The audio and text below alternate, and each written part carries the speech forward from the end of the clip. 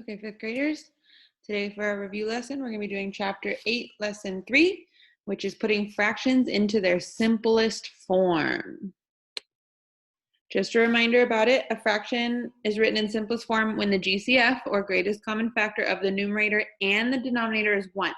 So if you find the greatest common factor for the numerator and denominator and it's 1, that means you have gotten it down into its simplest form. And the simplest form of a fraction is one of its many equivalent fractions. Equivalent fractions are fractions that name the same number. They're equal to each other, okay? So let's go ahead and start off with example 1. It says, Angie has a vertical jump height of 12 inches and Holly has a vertical jump height of 22 inches. So Angie's vertical jump is 12/22 of the vertical jump of Holly. And they want us to write that fraction in simplest form. So our first step, just like we talked about in the last slide, is listing the factors and then finding the GCF. So on this example, they've already done it for us. The factors for 12 are 1 and 12, 2 times 6, and 3 times 4. So they have all their factors. They list them in order. And then the factors for 22 are 1 times 22, and then 2 times 11. So now all we have to do is look here, and we can see that the greatest, meaning the biggest, the greatest common factor between these two numbers is 2. So the GCF for a numerator and denominator of 12/22 is 2, which you can see down below. Now it says we're going to divide the numerator and the denominator by that GCF that we just found. The results that we're going to end up getting show us the equivalent fraction, okay? Keep in mind, whenever we're working with fractions, anything you do to the top, you need to do to the bottom. Anything you do to the bottom, you have to do the top. Numerator and denominator need to have the same thing done to them. I cannot divide the top by 2 and the bottom by 4. We have to do the same thing to the top and bottom. So 12 divided by 2 would give me 6, and 22 divided by 2 would give me 11. Now over here, they ask us the GCF of 6 and 11. Now, I can list my factors for 6 and 11, but some of you may be able to tell right off the bat that 11 is a prime number, meaning the only number that multiplies to get 11 is 1 times itself. Now 6, we have 1 times 6. We also have 2 times 3.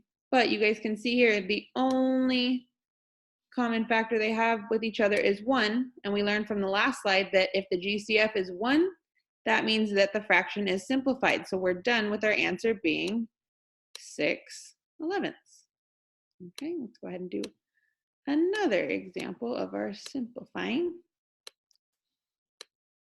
Okay, example 2. On this one, they do it a little bit differently. Instead of finding the GCF. Some of you I know probably already use this method. So this one says write 18/30 in simplest form. So the directions they give for this strategy is divide the numerator and the denominator by the same common factor and continue dividing until it's in simplest form. So I personally prefer to do the GCF because then you only have to divide 1 time. What you can see them doing here is they took 18/30, and we know the strategy of whenever they're both even, we know they can both be divided by 2. They didn't find the GCF or anything. They just knew that 18 and 30 could both be divided by 2. And they end up, once you divide each one by 2, they end up with 9/15. But unfortunately, because they didn't find the GCF, that's not the greatest common factor, so they have to divide again. 9 and 15 can also both be divided by 3, so they have to divide again. So 9 divided by 3 gives me 3. 15 divided by 3 gives me, 5. So it ends up being 3/5. So if this is the way you prefer to do it, where you just keep dividing until you can't divide anymore, that's fine. The other strategy you could have done from the beginning is take 18 and 30 and find your greatest common factor, and then you would only have to divide 1 time to get that 3/5. But it's up to you either way you want to try it. Okay, let's go ahead and do some more examples. Okay, so we're gonna do these 4 examples and then just 2 more after that so you guys can see some done. So the first one we have here is 6/8. So I prefer to find the GCF, so I know that I only have to divide 1 time with the GCF that I find. So 6, I know 1 times 6, and then the other ones I know are 2 times 3. So there's all my factors for 6, and then 8. I always start with my easy one of 1 times 8. And then I also have 4 times 2. If I think for a second, yep, those are all the factors. So I look, 1, okay, they don't both have 8 or 4 or 6. Oh, but they do both have 2. So that means I'm going to take 6/8. I'm going to divide the top by 2. And because I divide the top by 2, I also need to divide the bottom by 2.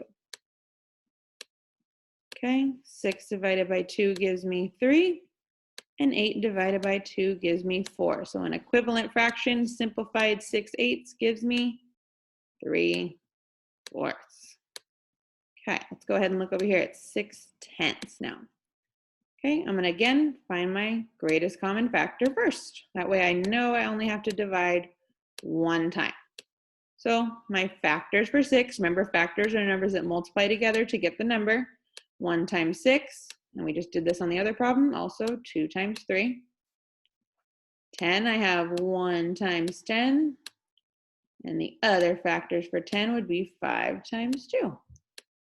Oh, and I can see just like number 3, 2 is the greatest common factor again for 6 and 10. So I'm going to take 6/10. I'm going to divide the top by 2 and also the bottom. Got to use the same number to do the top and bottom. That's why we found the GCF. Okay, 6 divided by 2, just like we did on the last one, would be 3. And then 10 divided by 2 gives me 5. So an equivalent fraction, a simplified answer for 6/10 is 3/5. Okay, down here we have 2/5. So we're first going to find our factors for 2 and 5. For 2, I know 2 is not very many, just 1 and 2. 5, I have 1 and 5. Now I'm going to think, okay? I don't think there's any other factors for 2 or 5. So that means the greatest common factor between them is 1. In the beginning, we knew that if the greatest common factor is 1, that means that the fraction is already simplified. So in this case, I would simply write the word simplified because there's nothing more that I can do with this problem because it is already simplified. 2/5 cannot be made any smaller. There's not an equivalent fraction that can be made smaller from 2/5. So that answer is already simplified. Okay, let's look at 4/16. I'm going to take 4. I'm going to take 16. Okay, my factors for 4, I know I have 1 and 4. And the only other factor is 2 because 2 times 2 gives me 4. Okay, 16, I have my obvious one of 1 times 16. If you know the other ones, shout them out before I write them. I have 2 times 8. Sorry, that's a funky 2. And then my last one is just one factor because it is 4 times 4. Okay, so I can see I've got 1 and 1. I don't have 16. Oh, I have 2 and 2. Oh, but I also have 4 and 4. That is the biggest one I have between the two of them. So I'm going to take 4 over 16, and I'm going to take that greatest common factor of 4 and divide both the top and the bottom by that 4 there. So I'm going to do 4 divided by 4, and then 16 divided by 4. 4 divided by 4, I hope we know, gives me 1.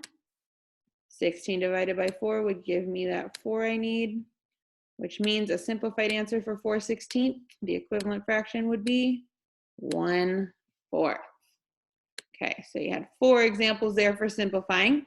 So now let's look at just 2 more problems where we need to find the unknown.